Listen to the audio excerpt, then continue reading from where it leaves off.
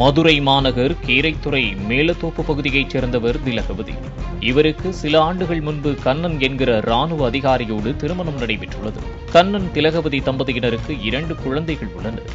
கண்ணன் தன் மனைவி மீது உள்ள பாசத்தால் தனது சொத்துக்கள் அனைத்தையும் தனது மனைவியின் பெயரில் மாற்றியுள்ளார். இதனைத் தொடர்ந்து திலகவதிக்கு அண்மையில் ஜெய்ஹிந்த்புரத்தைச் சேர்ந்த திருமணமான நபர் ஒருவருடன் நட்பு ஏற்பட்டுள்ளது. இருவரும் நெருங்கி பழகிய நிலையில் தகாத உறவாக மாறியுள்ளது. திலகவதி தினமும் அந்த நபருடன் போனில் பேசுவது, வீடியோ சாட் என தொடர்ந்துள்ளார். இதனை கண்ட கணவர் திலகவதியை எச்சரித்ததாக தெரிகிறது. பல முறை கண்டித்தும் திலகவதி கேட்காததால் சொத்துக்களை தன் பெயரில் மாற்றி கண்ணன் தனியாக வசித்து வந்துள்ளார்.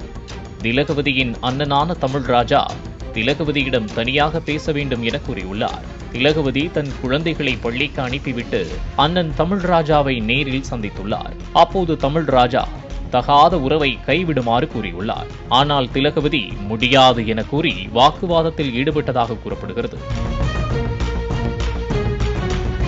ஆத்திரமடைந்த தமிழ்ராஜா ஆட்டோவில் இருந்த கயிறை வைத்து திலகவதியின் கழுத்தை நெரித்து கொலை செய்துள்ளார். இதனைத் தொடர்ந்து தமிழ்ராஜாவை போலீசார் கைது செய்தனர்.